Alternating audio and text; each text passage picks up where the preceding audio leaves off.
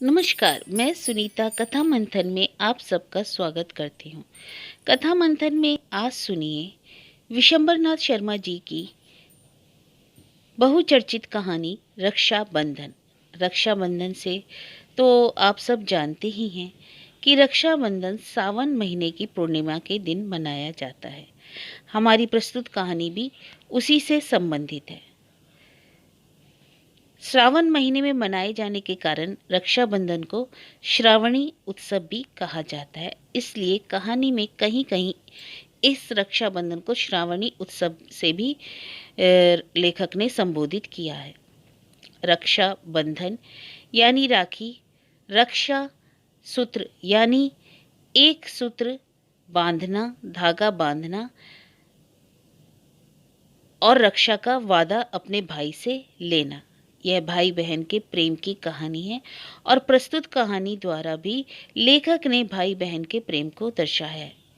एक अनजानी अबोध बालिका के द्वारा बांधा गया एक सस्ता सा लाल डोरा भी एक भाई को रक्षाबंधन के दिन जब बांधा जाता है तो उसके लिए वो कितना प्रिय हो जाता है कि वह सोने से भी ज़्यादा प्रिय वस्तु उसके लिए हो जाती है और वह उसे संभाल के रखता है।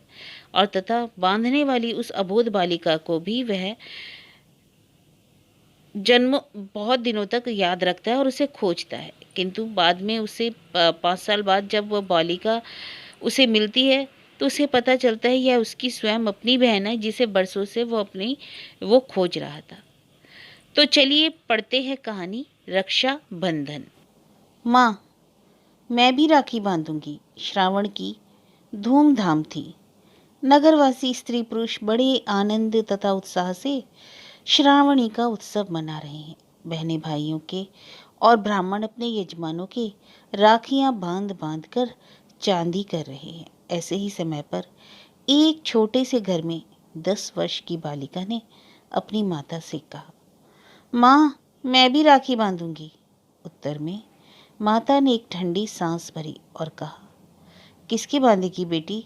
आज अगर तेरा कोई भाई होता तो।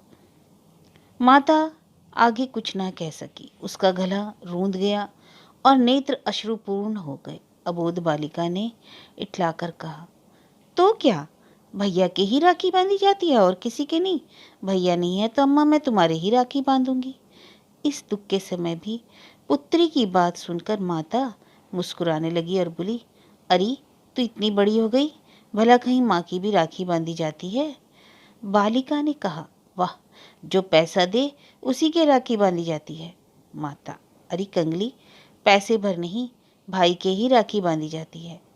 बालिका उदास हो गई। माता घर का काम काज करने लगी। घर का काम शेष करके उसने पुत्री से कहा, आ तुझे नहला दूं। बालिका मुख गंभीर करके बोली, नहीं नहाऊंगी। क्यों? नहाएगी क्यों नहीं? मुझे क्या किसी को राखी बांधनी है? अरे राखी नहीं बांधनी है तो क्या नहाएगी नहीं? आज त्योहार का दिन है, चल उठना। राखी नहीं बांधूंगी तो त्योहार किसका है का? माता क्रुद्ध होकर बोली, अरे कुछ सिड़न हो गई है क्या? राखी राखी रट लगा रखी है। बड़ी आई राखी बांधने वाली ऐसी ही होती तो आज यह दिन देखना पड़ता। पैदा होते ही बाप को खा बैठी और 2.5 बरस का होते होते भाई का घर छुड़वा दिया।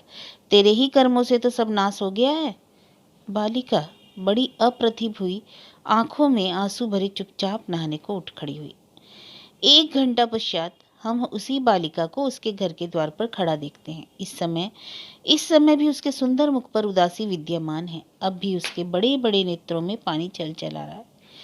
परंतु बालिका इस समय द्वार पर क्यों है? जान पड़ता है वह किसी कार्यवश खड़ी है, क्योंकि उसके द्वार के सामने से जब भी कोई निकलता है तब वह बड़ी उत्सुकता से उसकी ओर ताकने लगती है, मानो वह मुख से कुछ कहे बिना ही केवल इच्छा शक्ति ही से उस पुरुष का ध्यान अपनी ओर आकर्षित करने की चेष्टा करती थी। परंतु जब उसे इसमें सफलता नहीं मिलती तो उसकी उदासी बढ़ जाती। इसी प्रकार 1, 2, 3 करके कई पुरुष बिना उसकी ओर ध्यान दिए निकल गए। अंत को बालिका निराश होकर घर के भीतर लौट जाने को उद्यत हुई थी कि एक सुंदर युवक की दृष्टि, जो कुछ सोचता हुआ धीरे धीरे जा रहा था, बालिका पर पड़ी। बालिका की आंखें युवक की आंखों से जा लगी। ना जाने उन उदास तथा करुणापूर्ण नेत्रों ने क्या जादू किया कि युवक ठिठक कर खड़ा हो गया और बड़े ध्यान से सिर से पैर तक देखने लगा। ध्यान से देखने पर युवक को ज्ञात हुआ कि बालिका की आंखें अश्रुपूर्ण हैं।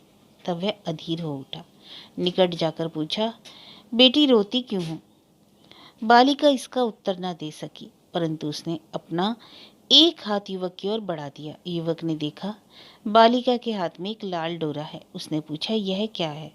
बालिका ने आंखें नीची करके उत्तर दिया, राखी। युवक समझ गया। उसने मुस्कुराकर अपना दाहिना हाथ आगे बढ़ा दिया। बालिका का मुख कमल खिल उठा। उसने बड़े चाव से युवक के हाथ में राखी बांधी। राखी बंधवा चुकने पर युवक ने जेब में हाथ डाला और 2 रुपए निकालकर बालिका को देने लगा, परंतु बालिका ने उन्हें लेना स्वीकार न किया। बोला, नहीं पैसे दो।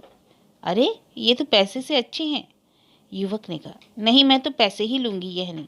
युवक, ले लो बिटिया, इससे पैसे मंगा लेना, बहुत से मिलेंगे। नहीं नहीं, मुझे तो पैसे दो। युवक ने 4 आने पैसे निकाल कर कहा, अच्छा ले लो, पैसे भी ले ले और यह भी ले ले। बालिका, नहीं, खाली पैसे लूंगी। तुम्हें तो दोनों ही लेने पड़ेंगे। यह कहकर युवक ने बलपूर्वक पैसे तथा रुपए बालिका के हाथ पर रख दिए।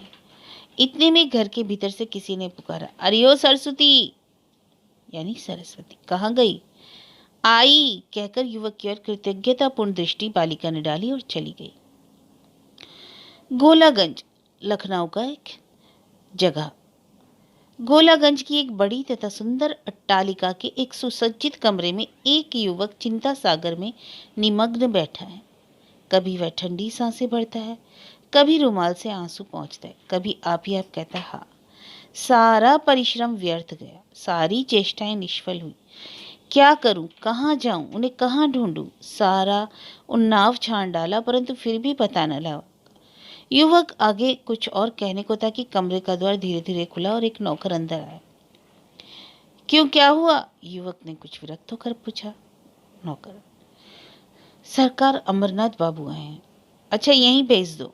नौकर के चले जाने पर युवक ने रुमाल से आंखें पोंछ डाली और मुख पर गंभीरता लाने की चेष्टा करने लगा। द्वार फिर खुला और एक युवक अंदर आया। आओ आओ भाई अमरनाथ, आओ। अमरनाथ, कहो घनश्याम, आज अकेले कैसे बैठे हो? कानपुर से कब लौटे? घनश्याम, कल गया था, यहाँ हमने देखा युवक का नाम घनश्याम है। अमरनाथ, उन्नाव भी अवश्य ही उतरे होंगे तब तो तुम? एक ठंडी सांस भर के घनश्याम ने कहा, हाँ उतरा था, परंतु व्यर्थ। वहां अब मेरा क्या रखा है? अमरनाथ, परंतु करो क्या, हृदय नहीं मानता है। क्यों, सच पूछो तो बात ही ऐसी है। यदि तुम्हारे स्थान पर मैं होता तो मैं भी ऐसा ही करता। क्या कहूँ मित्र, मैं तो हार गया। तुम तो जानते ही हो कि मुझे लखनऊ आकर रहे 1 वर्ष हो गया और जब से यहाँ आया हूँ उन्हें ढूंढने की कुछ कसर नहीं उठा रखी, परंतु सब व्यर्थ। अमरनाथ, उन्होंने उन्नाव न जाने क्यों छोड़ दी और कब छोड़ा, इसका भी कुछ पता नहीं चला? इसका तो पता चल गया कि वे लोग मेरे चले जाने के 1 वर्ष पश्चात ही उन्नाव से चले गए, परंतु कहाँ गए यह नहीं मालूम। अमरनाथ, यह किससे मालूम हुआ? उसी मकान वाले से जिसके मकान में हम लोग रहते थे।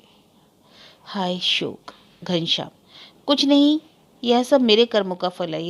यदि मैं उन्हें छोड़कर ना जाता, यदि गया था तो उनकी खोज खबर लेते रहता, परंतु मैं तो दक्षिण जाकर रुपया कमाने में इतना व्यस्त रहा कि कभी याद ही ना आई, और जो आई भी तो क्षण मात्र के लिए। उफ, कोई भी अपने घर को भूल जाता है, मैं भी ऐसा ही अधम।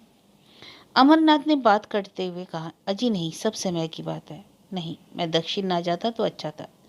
क्यों, तुम्हारा दक्षिण जाना व्यर्थ तो नहीं हुआ? यदि ना जाते तो इतना धन अजी चूल्हे में जाए धन। ऐसा धन किस काम का? मेरे हृदय में सुख शांति ही नहीं तो धन किस मर्ज की दवा है? अरे, तुम्हारे हाथ में ये लाल डोरा क्यों बांधा है? अमरनाथ ने कहा। घनश्याम, इसकी तो बात ही भूल गया, यह राखी है। अमरनाथ, भाई वाह, अच्छी राखी है। लाल डोरे को राखी बताते हो? किसने बांधी? किसी बड़े कंजूस ब्राह्मण ने बांधी होगी। दुष्ट ने 1 पैसा तक खर्चना पाप समझा, डोरे से ही काम निकलवा लिया।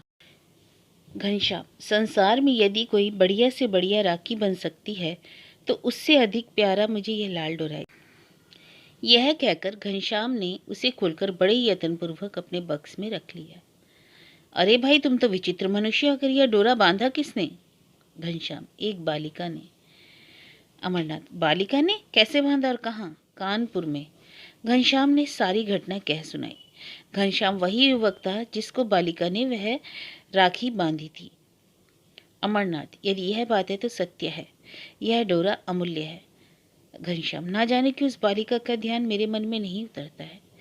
उसकी सरलता तथा प्रेम ने तुम्हारे हृदय पर प्रभाव डाला है। भला उसका नाम क्या है? नाम तो मुझे नहीं मालूम। भीतर से किसी ने उसका नाम लेकर पुकारा तो जरूर था, परंतु मैं सुन न सका। अमरनाथ, अच्छा खैर, अब तुमने क्या करना विचारा है? घनश्याम, धैर्य धरकर चुप कर बैठने के अतिरिक्त और मैं क्या कर सकता हूँ? मुझसे जो हो सका मैं कर चुका। हाँ हाँ, यह ठीक भी है, ईश्वर पर छोड़ दो, देखो क्या होता है। इस घटना को हुए 5 वर्ष व्यतीत हो गए। घनश्याम दास पिछली बातें प्राय भूल ही गए थे, परंतु उस बालिका की याद कभी कभी आ जाती। उसे देखने वे एक बार कानपुर गए भी थे, परंतु उसका पता न चला। उस घर में पूछने पर ज्ञात हुआ कि वह वहां से अपनी माता सहित बहुत दिन हुए न जाने कहाँ चली गई। इसके पश्चात यों जो समय बीतता गया, उसका ध्यान भी कम होता गया, पर अब भी जब वे अपना बक्स खोलते हैं तब कोई वस्तु देखकर चौंक पड़ते हैं, और साथ ही कोई पुराना दृश्य हृदय और आंखों के सामने आ जाता है। घनश्याम अभी तक अविवाहित है। पहले तो उन्होंने निश्चय कर लिया था कि विवाह करेंगे ही नहीं, पर मित्रों के कहने और स्वयं अपने अनुभव ने उनका विचार बदल दिया। अब वे विवाह करने को तैयार है, परंतु अभी तक कोई कन्या उनकी रुचि अनुसार ही नहीं मिलती। जेठ का महीना है। दिन भर की जला देने वाली धूप के पश्चात सूर्यास्त के समय अत्यंत सुखदायी प्रतीत हो रहा है। इस समय घनश्याम दास अपनी कोठी के बाग में मित्रों सहित बैठे मंद मंद शीतल वायु का आनंद ले रहे हैं। आपस में हास्य रसपूर्ण बातें हो रही हैं। बातें करते करते एक मित्र ने कहा, अजी अभी तक अमरनाथ नहीं आए? अजी मनमौजी आदमी है, घनश्याम ने कहा। कहीं रम गया होगा? दूसरा, नहीं रमा, वे आजकल तुम्हारे लिए दुल्हन ढूंढने की चिंता में रहता है। तुम तो दिल लगी कर रहे हो, घनश्याम ने कहा। नहीं, दिल लगी की बात नहीं, परसों वह मुझसे कहता था कि घनश्याम का विवाह हो जाए तो मुझे चैन पड़े। ये बातें हो ही रही थी कि अमरनाथ लपकते हुए आ पहुंचे। घनश्याम, आओ यार, बड़ी उम्र है, अभी तुम्ही को याद कर रहे थे। अमरनाथ, इस समय बोलिए नहीं, नहीं तो एक आध को मार बैठूंगा। जान पड़ता है कहीं से पिटकर आए हो, एक ने कहा।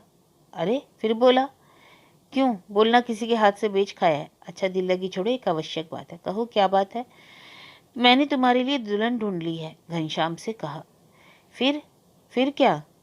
फिर वही कब बात कर रहे हो, दिल लगी करते हो। अच्छा बताओ कहाँ ढूंढी? अमरनाथ ने कहा, यही लखनऊ में।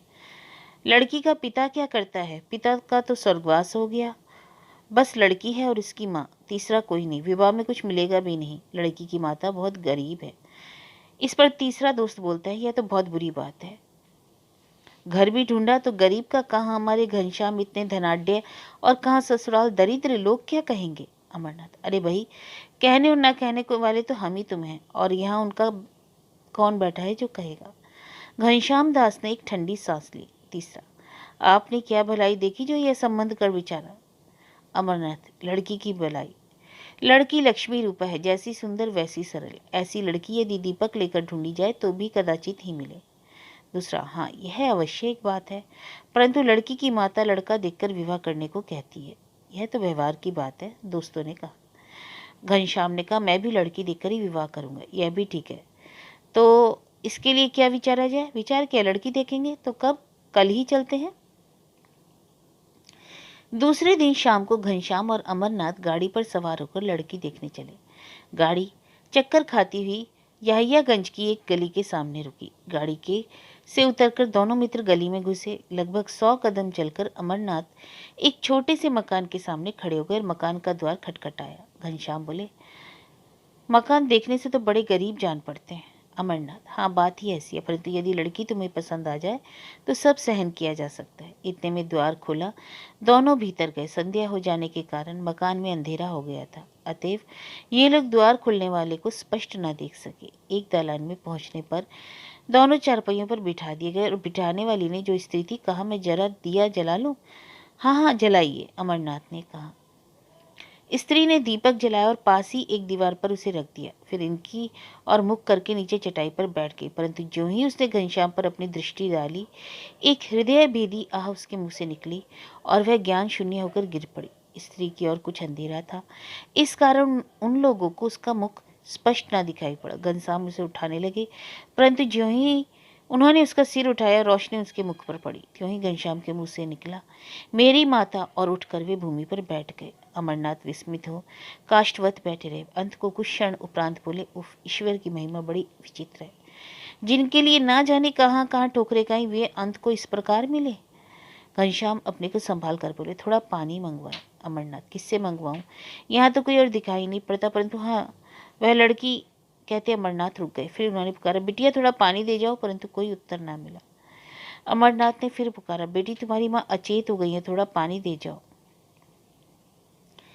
इस अचेत शब्द में जाने क्या बात थी कि तुरंत ही घर के दूसरी ओर बर्तन खड़कने का शब्द हुआ। तत्पश्चात एक पूर्ण वयस्का लड़की लोटा लिए आई। लड़की मुंह कुछ ढके हुए थी। अमरनाथ ने पानी लेकर घनश्याम की माता की आंखें तथा मुख धो दिया। थोड़ी देर में उसे होश आया। उसने आंखें खोलते हुए फिर घनश्याम को देखा और शीघ्रता से उठकर बैठ के बोली, मैं क्या स्वप्न देख रही हूँ घनश्याम? तू क्या मेरा खोया हुआ घनश्याम है या कोई और? माता ने पुत्र को उठाकर छाती से लगा लिया और अश्रु बिंदु विसर्जन किया, परंतु वे बिंदु सुख के थे या दुख के, कौन कहे। लड़की ने यह सब देख सुनकर अपना मुंह खोल दिया और भैया भैया कहती हुई घनश्याम से लिपट गई। घनश्याम ने देखा, लड़की कोई और नहीं, वही बालिका है जिसने 5 वर्ष पूर्व उनकी राखी बांधी थी और जिसकी याद प्रायः उन्हें आया करती थी। सावन का महीना और श्रावणी का महोत्सव। घनश्याम दास की कोठी खूब सजाई गई। घनश्याम अपने कमरे में बैठे एक पुस्तक पढ़ रहे। इतने में एक दासी ने आकर कहा, बाबू भीतर चलो। घनश्याम भीतर गए। माता ने उन्हें एक आसन पर बिठाया और उनकी भागिनी सरस्वती ने उनके तिलक लगाकर राखी बांधी। घनश्याम ने 2 अशर्फियां उनके हाथ में धर दी और मुस्कुरा कर बोले, पैसे भी देने होंगे? सरस्वती ने हंसकर कहा, नहीं भैया, ये अशर्फियां पैसों से अच्छी हैं, इनके तो बहुत पैसे आवेंगे।